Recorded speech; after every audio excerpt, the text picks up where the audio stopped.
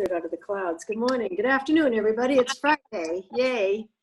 Thank you so much for joining us. I think we've got about 30 or 40 people on the call today, which is fantastic.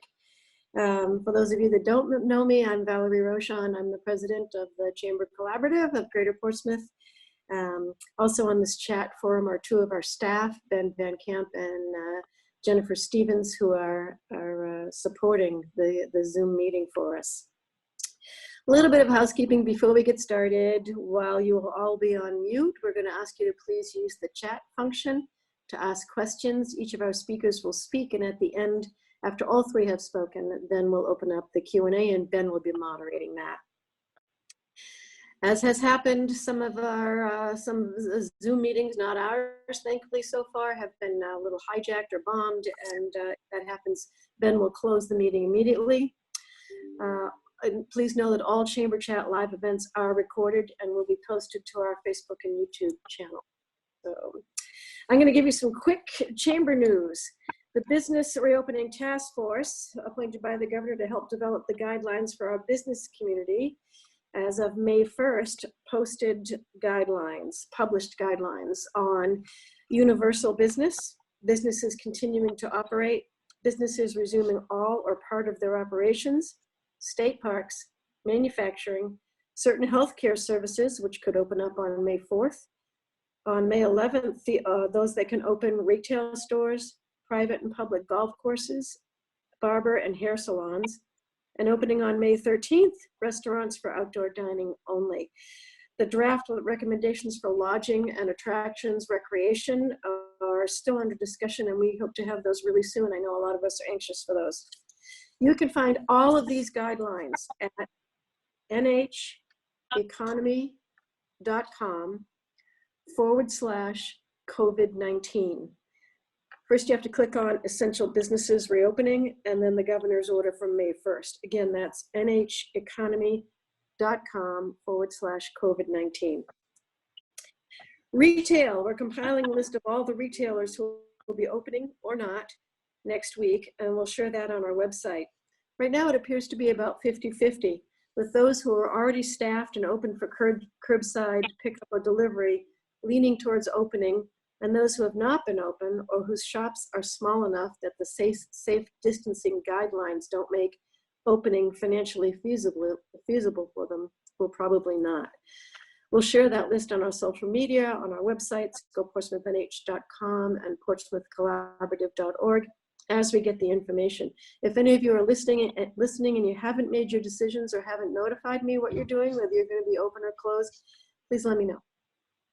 And I just on a quick happy note, NBC 10 and New England Cable News is actually in town right this minute filming with some of our shops that are opening and one of our shops that is not, for the reasons I just talked about. So we're happy to have them in Portsmouth on such a gorgeous day and filming here, so that's great. Many of us are concerned about the restaurant openings, have been asking about the restaurant openings for outdoor dining. Yesterday, we met again with Councilor McEachern, City Manager Conard, Economic Development Manager Nancy Carmer, and more than 30 restaurants to continue that discussion. Safety for our staff and customers remains the first concern. Opening outside dining spaces where our customers will feel comfortable is the first challenge. If we build it, will they come? We identified that there are at least 3 categories of opportunities for restaurants. The first group are those who have been open for takeout and delivery, who have staff in place, have their PPE, they're already sanitizing, and they already have city permitted outdoor dining spaces. They're most likely to open first. The second group are those who might have public or private spaces where they can create safely distanced outdoor dining space, and they're a separate group, and it requires working with the city to determine how and when to allow them to open. And so we will continue those discussions with the city. It will not happen right away. No streets or public roadways or sidewalks will be available for outdoor dining spaces in this early phase. Creative options for those restaurants who are not near any outdoor options, but may have opportunities for curbside pickup, delivery, and other creative ideas are also under discussion. That's the third group. We have created subgroups among these restaurants to identify how restaurants fall into each of those three categories, and we'll begin on Monday to advocate for their safe opening when the time is right. Of course, it comes down to each restaurant's decision as to whether or not this is financially feasible. And they all have unique locations and unique products, and we'll be working with them to see how they can get open. I want to remind you that our Lead with Loyalty initiative is on. It's a competition through May 15th, encouraging you to purchase gift cards from your favorite businesses, take pictures of the cards in yourselves, and send them to Jennifer@portsmouthcollaborative.org to enter to win a very sweet surprise. Now I'd like to welcome our three shining stars of positivity: Deb Anthony from Gather, Tammy JOSLYN from Operation Blessing, and ISETH.DUNNE from the rooftop at NVO. Just a reminder again that we're going to open up for questions once all of our guests have spoken. Please be sure to enter your questions or your shining light stories into the chat function, and Ben, our moderator, will share those questions and call on you once our guests have completed their statement. First up, Deb Anthony was brought on as the executive director of Gather in 2014 after a long career in the nonprofit sector. Gather has moved from Jenkins Ave in Portsmouth to its current location and grown from a $350,000 organization to over a $1 million nonprofit. Amazing. She is extremely committed to ensuring that all members of the local community have access to healthy food. The largest program that Gather operates is Meal for Kids, serving children in multiple towns during months when school is not in operation. Excuse me. Gather also runs a pantry market at 210 West Road in Portsmouth, Monday through Friday. She recently began a Thursday outdoor market specifically to support people displaced from the service industry in Portsmouth. Each Thursday, Gather runs an outdoor market for those who find themselves newly unemployed due to COVID-19. Thanks so much, Deb, for all that you're doing and for being here with us today. Deb? Well, thank you for having me, and thank you, everyone. Whoa, that's a big picture now. I'm still not used to Zoom. Yeah, so I first wanted to say that, when I think of shining stars, I have to also say that the shining stars are the people who are in the Portsmouth community, the people who are constantly showing up to help us with volunteerism, to help us with fundraising, and who have been supportive of us this whole time. And they truly are the shining stars because they're the folks that have continuously been there with us. When we first started into this, I'm sure Dan and Tammy, you've experienced this, we really worried about our volunteers because a lot of them are retired and high risk. And even though some of them stepped back, what was amazing to me is that a whole bunch of other people showed up. And so that's been our shining star and has been for us a really great reminder that we live in an amazing community, and all of you well know that because you're on this call today.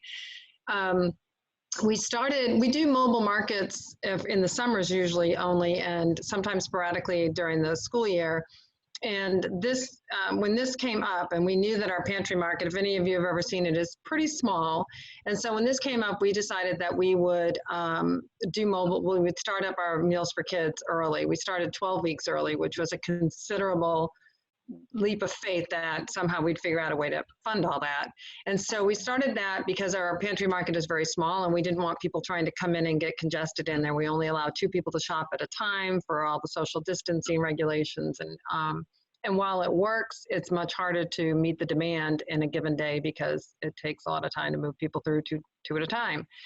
And so then we did an outdoor market on Fridays in Portsmouth. And as we started that, a couple of people from restaurants showed up and said, can we come here? And it was really heart-wrenching because they were very, they were 2 young women, and they said, we're really embarrassed to be here and not know how to do this. It's like, well, you just get in line and get some food. That's how you do this. But they were also, talking about how difficult it was to go from a really good living in the restaurant industry to not having a whole lot of money. And so after that, we also spoke to some folks from one of the hotels who had been displaced, service chambermaid, a bunch of people that do chamber rooms and do rooms and fix them up. And they came and they wanted to know if they could get food. And so we started thinking about it, and I actually reached out to the collaborative and said, how can we do this to let people know that we're there for you, and that if you need help, we want to be there. And so we started a couple weeks ago with a Thursday outdoors at the community campus, who, by the way, the community campus people have been amazing to us, letting us use that parking lot. And Marshall Tents gave us tents to put out in that parking lot and just keep out there. The only thing we don't have is a porta potty yet, which may be next. But so we said that we use the collaborative to help us let people know that we specifically wanted to ensure that people that may never have had to go to a food pantry, who have found themselves unemployed for maybe the first time in their lives, could feel comfortable coming. And they came. And the first week we thought, if we get 15 or 20 people, we'll be lucky, because we didn't want to make a big splash out of it, because we didn't want to inundate ourselves with people that we didn't expect. And so the last couple of weeks have been 70, 80 people that have come. And all of them have been just so gracious and wonderful. And I think it was last week, the Portsmouth Herald came, and I was worried that people were going to feel uncomfortable. And they were like, we want to spread the word. This is great.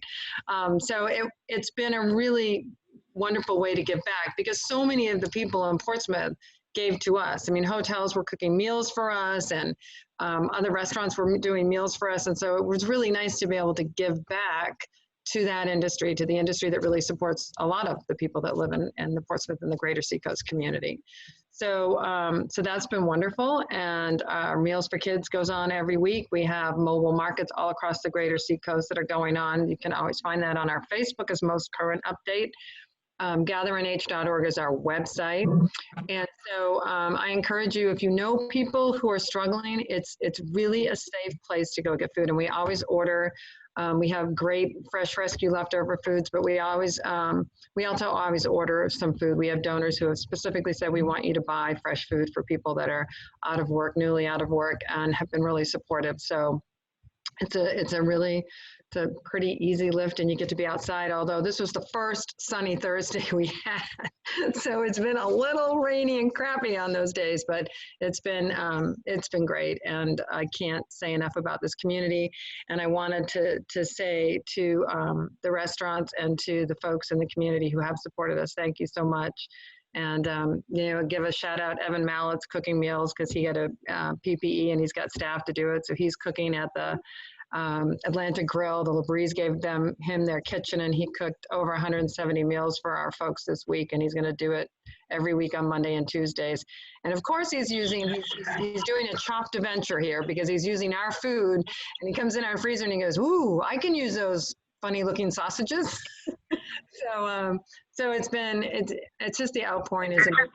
I am just honored to be here, and it has really been special to be able to feed not only the people that we have. We've had about maybe additional 600 to 700 families a week during this whole time that have been needing our services, but also to be able to address the people that work and provide all the services that happen in Portsmouth that we all love. So we're grateful to be a part of this wonderful community.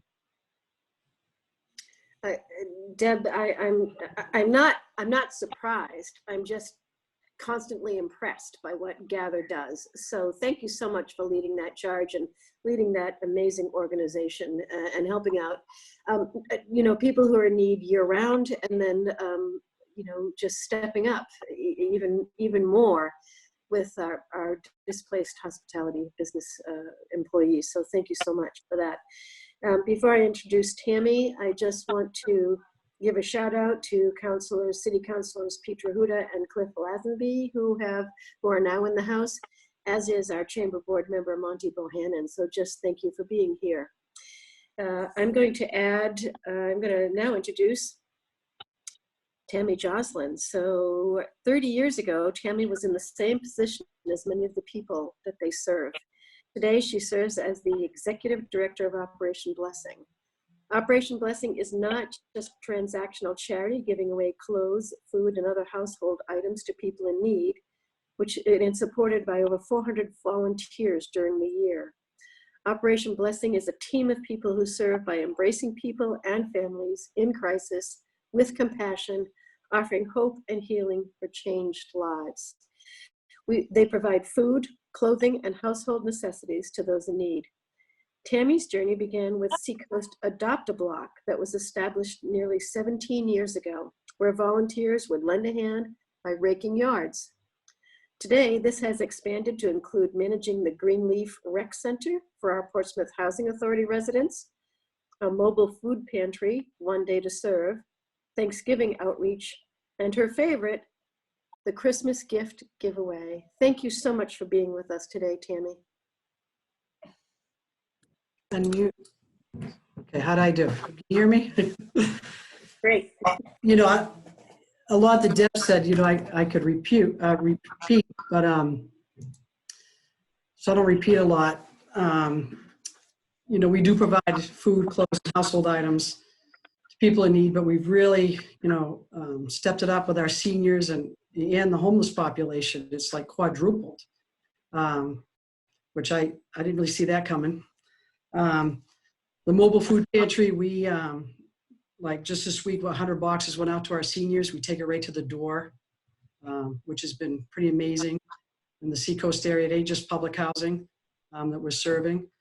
And I think I've been pretty amazed at our 80 and 90-year-old, it's mainly women from Bow Street to Elwood Park that still cook and still very alert, and it's been very sweet to serve them.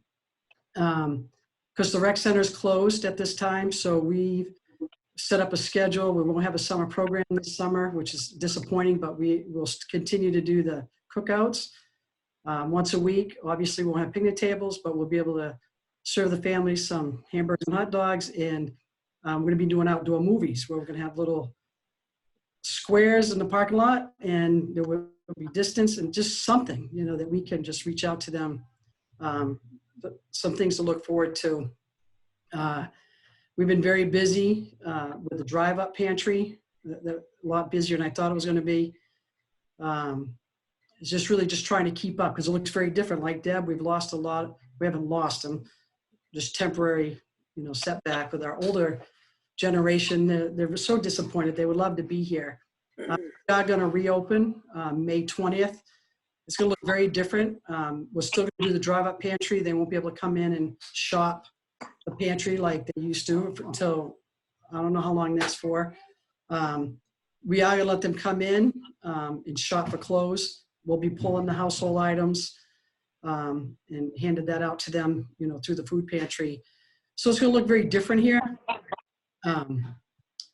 Even our donations is going to be very different. We have bins now that they'll go in and they'll be quarantined, you know, for a week or so, and then we'll get into that.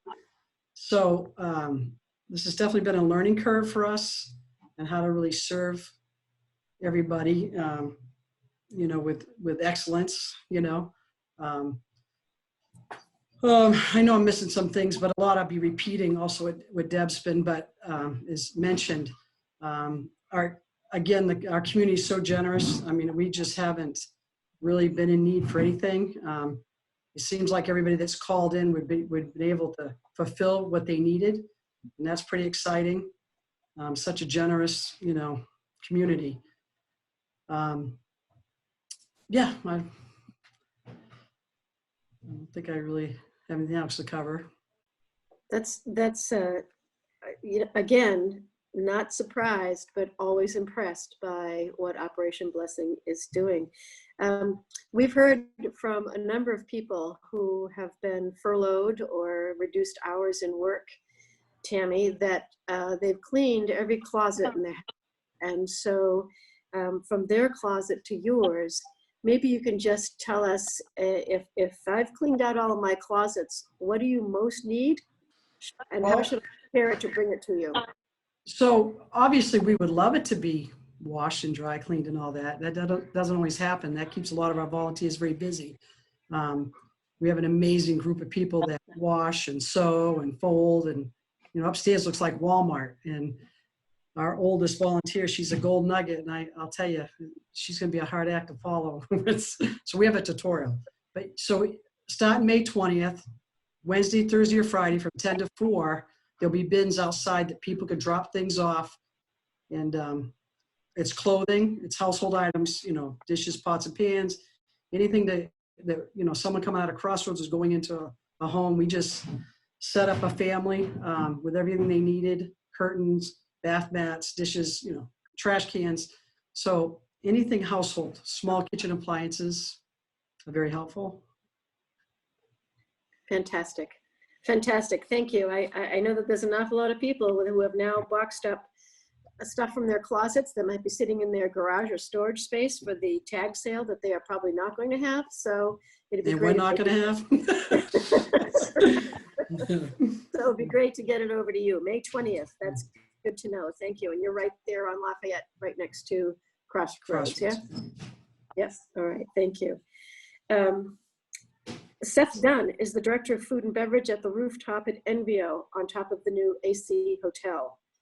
A Vermont native with over 20 years of experience in the restaurant business, including both casual and fine dining, Seth has been the general manager of multiple restaurants throughout his career. Prior to joining Colwyn Hotels, Seth was the food and beverage general manager for Kimpton Hotels and opened the Taconic Hotel and Copper Grouse Restaurant and Bar in Manchester, Vermont. Steph, you don't know that I'm from Stowe, Vermont, so it's one of my favorite places. Seth has a passion for food and wine and is also a semi-professional photographer. He and his wife, Sabrina, enjoy spending time as a family with their 3 children. Thanks for being here, Seth. Tell us about what's happening at the rooftop. Thanks, Valerie. So first, like what Deb and Tammy said, like I'm fairly new to the community, obviously. I've been here since September, but to see all this happen and the way that the community's come together is pretty amazing. So I'm glad that we've been part of that, and me too. It's just been great. Yeah, so as you know, AC Hotel, we had just opened back in December. The rooftop restaurant, we were only open for about 3 weeks before all of this happened. So a little bit of a hiccup, and as many of you have gone through this, you know, we've had to lay off staff and suffer just like everybody else. But our corporate team, Colwyn Management and XSS Hotels, thought, okay, so this has happened now. You know, we have this big space, we have a big kitchen, you know, a talented culinary team. How can we help the community? So they reached out to different departments throughout the city and got some ideas and some direction as to where we could help out. So, you know, we're delivering meals daily to Crossroads, Gather, and Salvation Army.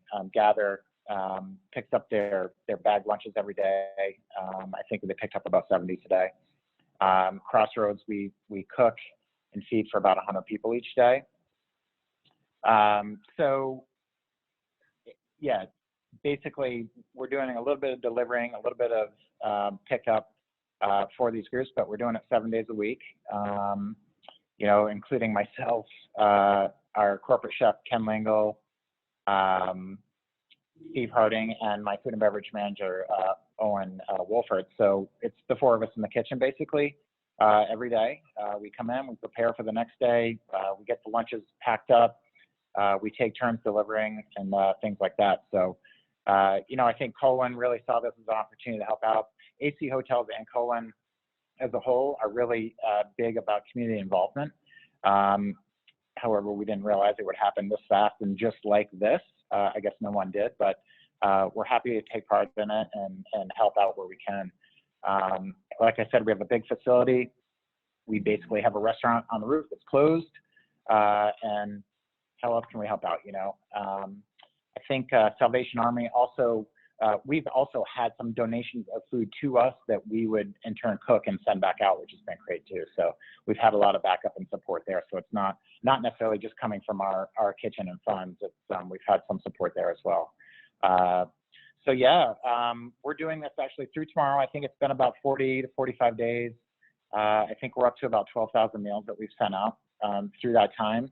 And now, as you know, with the opening of restaurants coming around the corner, we're now having to shift our focus to how we're going to operate that business differently than we've ever done before. We're fortunate enough to have an outdoor dining space where a lot of places don't, so we feel very thankful for that. But it's good. It's going to be different at first, and but we're hoping to get some people back on the clock, help them out in that way. And this whole thing also with the work that we've done with the community, it's also sparked many other ideas that we can do throughout the year, regardless of COVID-19. You know, there's other ways that we hope we can continue to support the community and those in need. So. Thank you, Seth. I am actually, I had to chuckle that you called this a hiccup. Okay, it's a little bit more for a brand new multi-million-dollar big building and restaurants. Yeah, a little bit more than a hiccup, but that was fun.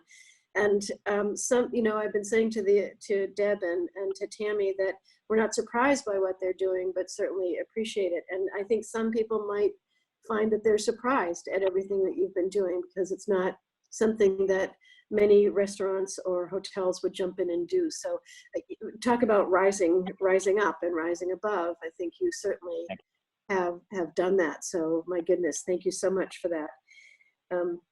I know that there are a couple of other organizations on the call here who are other shining lights. I know that Ben is asking for some questions from folks, and I think we'd like to call out some of those shining lights as well. So Ben can see who's on the call. I'm going to turn it over to Ben as our moderator and let him carry forward here. Great, thank you. We did have one question come through so far for Deb, just about who can go to gather. Can people from, say, Kittery or other neighboring communities visit gather, or are there partner or sister organizations in those communities they should reach out to? There are some partner organizations that are up there, so I always encourage people, you know, save your gas if you can find something locally. But we don't have any rules or regulations. If you walk through our doors or you walk onto our outside campus distributions, you can get food. So we try to be we know that people come to us because they need food, and we don't really ask a whole lot of questions. In fact, we always say, we're just asking where you live so that we have some sense of who's coming to visit us. But no, anyone can come that needs food. Great, thank you. Someone else that's on the call today that I wanted to give a moment to share a little bit would be Martha Stone. So I'm going to unmute Martha, which can't believe we ever muted her to begin with, and make her a video, and she can share a little bit more about what CROSSROADS is up to. Can you hear me okay now? Sure can. Okay, good. It's so nice to see all these faces of so many of my partners that I just don't get to see anymore. And so it's hard to even think back to like how to do a quick recap, because I feel like we've been living this for a really long time, even though it hasn't been but a couple of months. And you know, it feels like a lot more than a hiccup to me. So I do appreciate that note that Valerie, that you mentioned when Seth was talking. So just a quick overview of CROSSROADS House. I mean, we have, with the great support of many people, including Seth and Tammy, and we've always worked with Deb and many other partners in the community. Valerie was so helpful on one particularly difficult Friday night when we spoke, and I was sort of at wit's end and really needed to move something forward. She stepped up, and the power of the chamber and the network was just phenomenal, and caused me to think to myself, why didn't I call Valerie earlier? But, you know, we're all doing the best we can to respond in a really rapidly changing environment. But CROSSROADS House has stayed open and operational throughout. We have over 100 people we're providing emergency shelter to, men, women, and families. We realized very, very early on that operating a congregate shelter was in no way going to meet CDC guidelines in terms of keeping people safe, and really had several really stressful weeks of people being here and being grateful to have a place to stay, but also recognizing that it didn't feel safe because of the numbers of people. I mean, many of you on this call have been to Crossroads House and you've seen our dorms, and we pack people in because the demand is so great. But what that means is you're sleeping in a bunk bed 2 to 3 feet apart with, 15 to 20 people. And that just became unacceptable. So it was a rough few weeks while we figured out a plan. The term is decompression that's being used in emergency shelter settings. And so we, again, with Valerie's help and some other city officials who helped connect us, we were able to make arrangements to move a portion of our population to the Port Inn in Portsmouth, and they've just been amazing partners to us.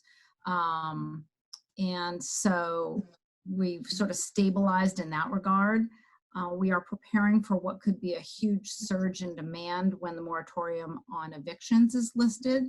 So we are aware of that and a lot of partners are looking at eviction prevention services to try to keep people in their homes as things start to open up and those kinds of protections go away.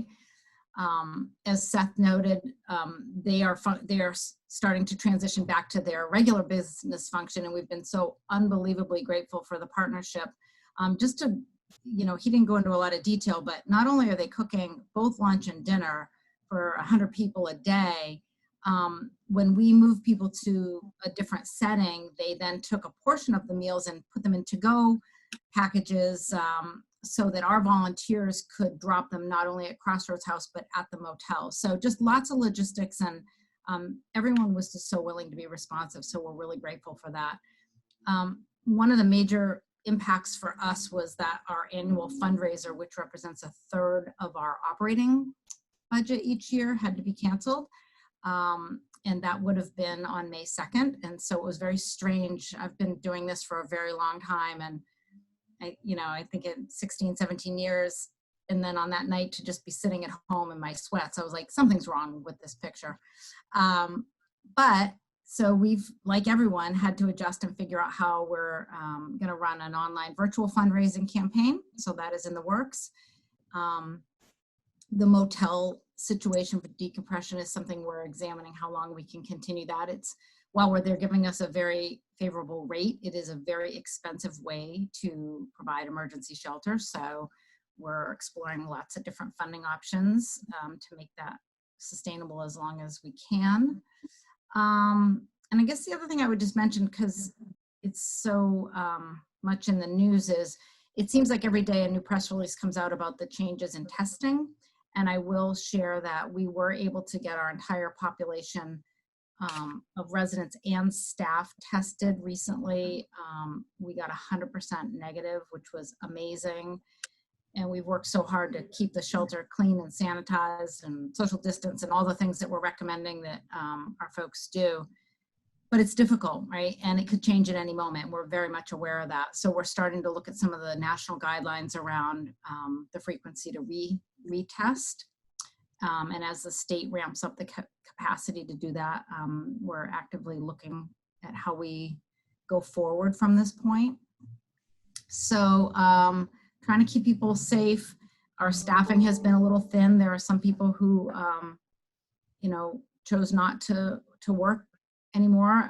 This is a pretty volatile, feels like a fairly volatile situation. It's like going into a hospital, except that, so far everyone's healthy here, but I just can't say enough about how grateful I am to our staff who are coming into the shelter every day working. We have a few people who are working remotely, but the majority are here. I'm in my office, and we're just doing the best we can and really do feel supported by the community.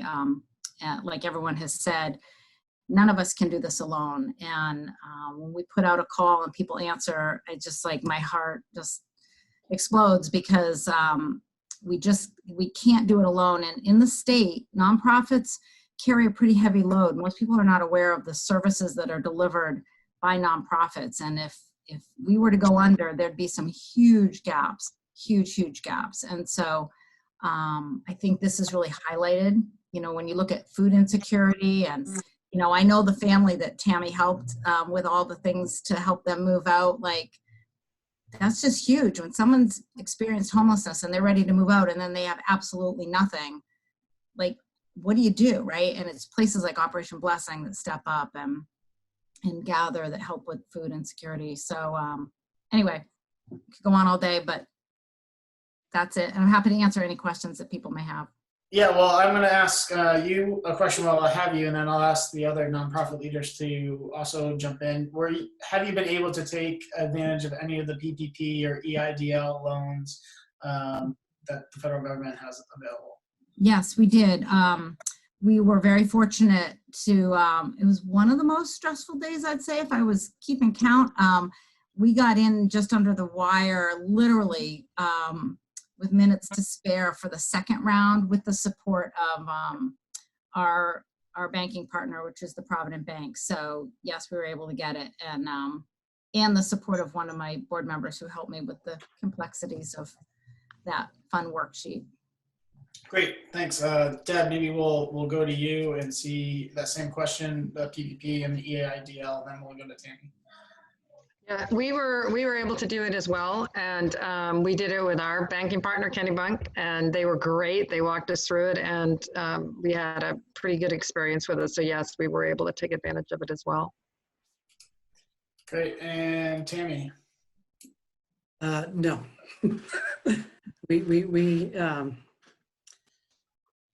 We've been doing really well. You know, people have been very generous, and you know, not just monetarily, but with you know, food, furniture, clothes, everything. So we've done really well. Great. And Tammy, while we have you, we're gonna circle back through the nonprofit leaders, and with this question for each of you, what do you need most over the next few weeks to a month?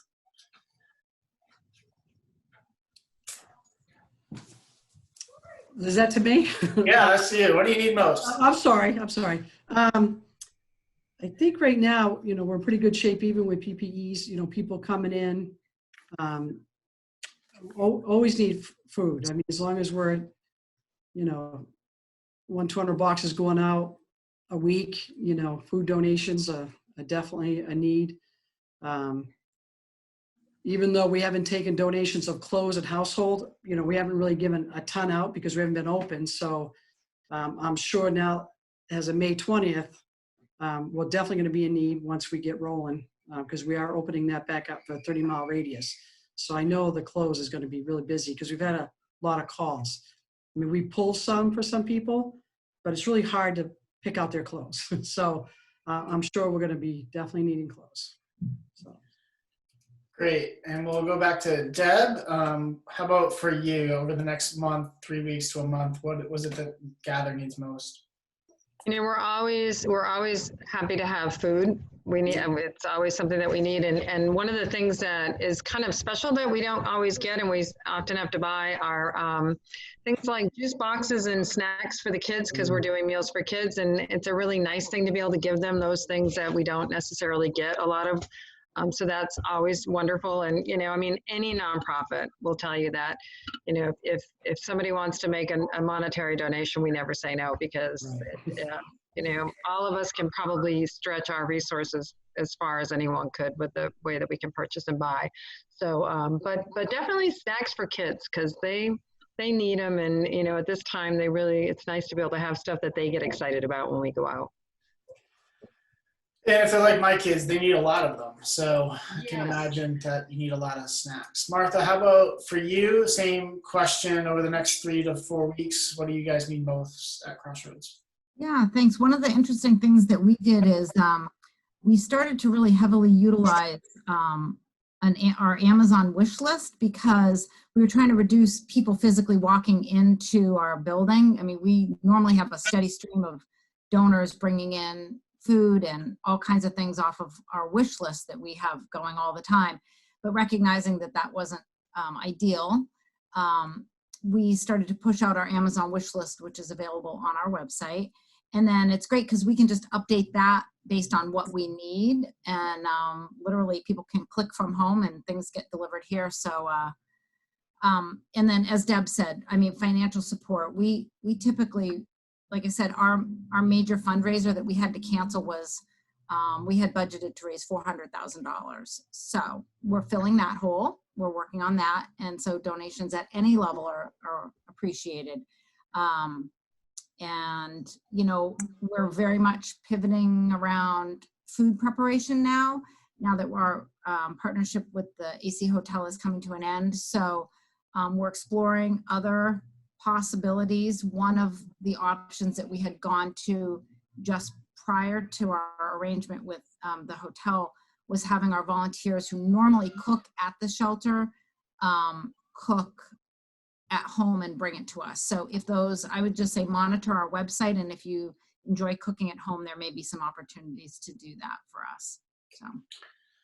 Very good, thanks. And Seth, I know you're gonna come at this with a very different lens, but what do you need over the next 3 to 4 weeks besides sunshine?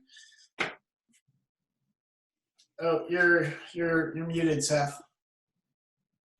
Yeah, sorry.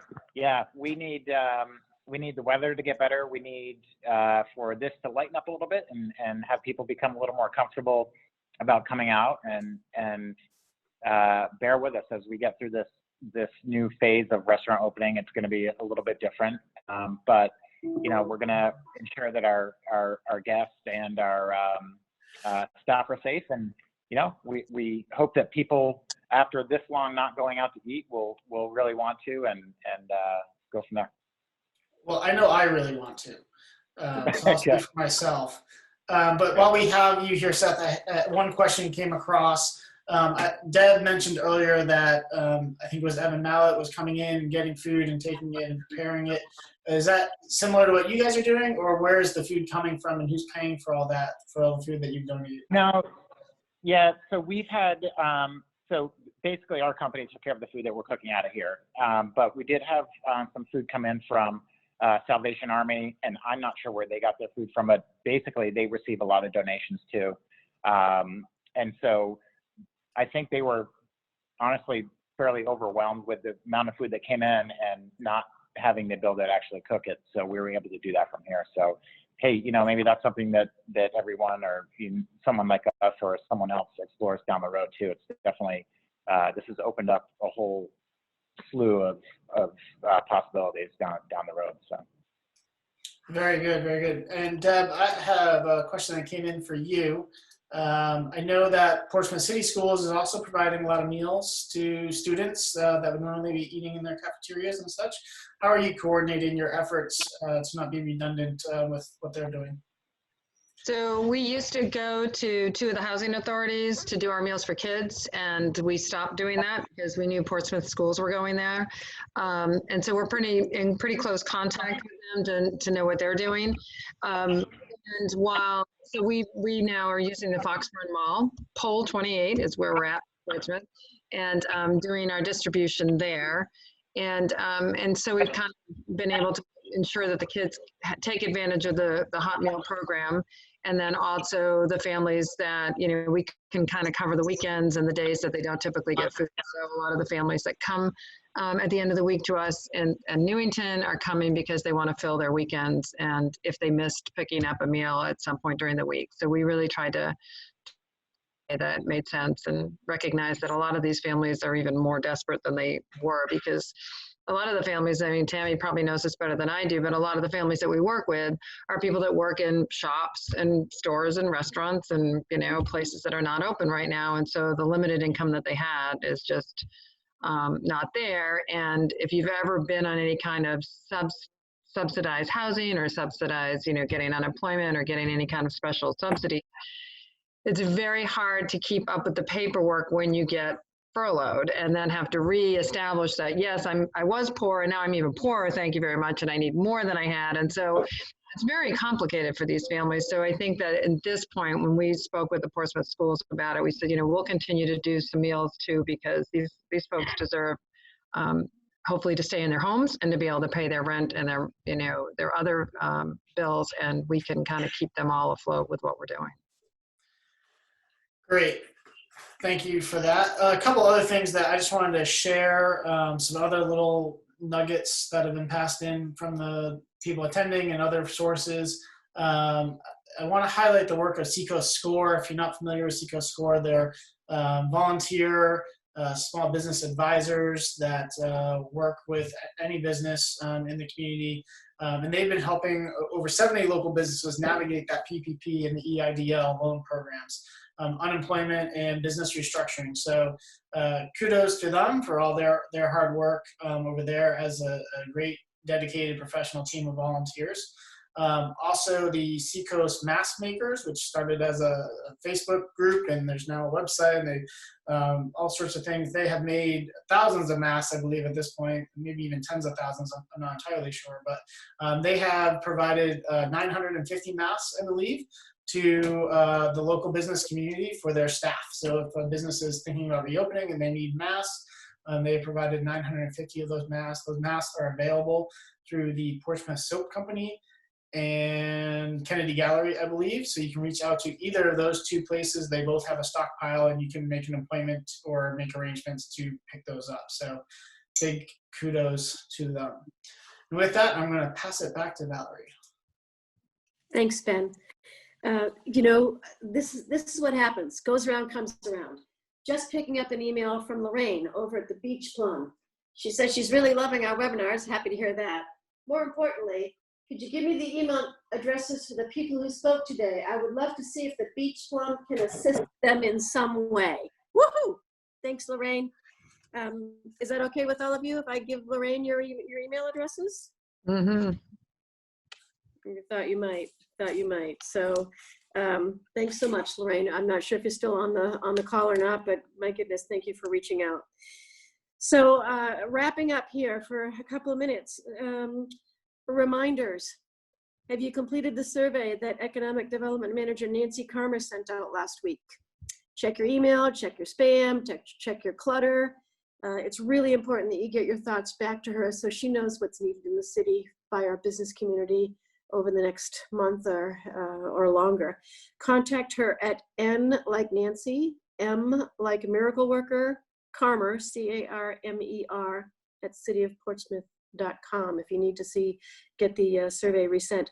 I'm also going to be sending a very quick survey from the New Hampshire Department of Business and Economic Affairs that will help inform them how our businesses are faring and what the short and long-term needs are going to be at the state level as well. Resources for information that you need. portsmouthcollaborative.org/COVID-19 has a lot of links to all of the resources that you need. Keep following us on the Chamber Collaborative of Greater Portsmouth Facebook, Twitter, and Instagram. There's also a Seacoast Strong Business Forum that you should be paying attention to. And of course, the City of Portsmouth Daily City Manager Advisory, which includes a link to the City Councilors page where they have asked me to remind you that they are all just an email or a phone call away. Thermometers. Jeanette Desmond over at Kilwins has been able to, because she has relationships with suppliers for bulk supplies, she's been able to source some no-touch heat sensor thermometers. They are, I think she said it's $84 plus shipping. You can order through her. We're going to be sending out information on how to do that. But you know, the supply is not unlimited. So if you are looking for thermometers for your businesses, for your staff, we're going to send you the information so you can reach out to Jan. Next week, pretty excited about this. We're going to learn how to get our mental health in order. We're going to hear from the Seacoast Mental Health Center. Rebecca Throop, is the VP of Community Relations, and she's going to join us next week. We're going to ask a couple of other folks to join her. This is a time of anxiety and fear and uncertainty, and every one of us is feeling some level of that. So let's figure out how best to deal with that for ourselves, for our families, for our children, for our friends. Join us next week for Rebecca. I'm also going to remind you that we always want to hear who you want to talk to and what your concerns are, what your needs are now, and what your needs are as we work through these multiple phases of recovery. Let us know so we can bring the right people to you. I'm going to remind you also that we need 11 hugs a day to thrive, not just to survive. Keep giving those hugs out. Thanks to you all for coming today. Thank you so much to Deb and Tammy and Seth and Martha. Thank you to our Seacoast Mask Makers, because you're making a big difference. we're in this for the long haul, and we're going to be with you as you navigate through.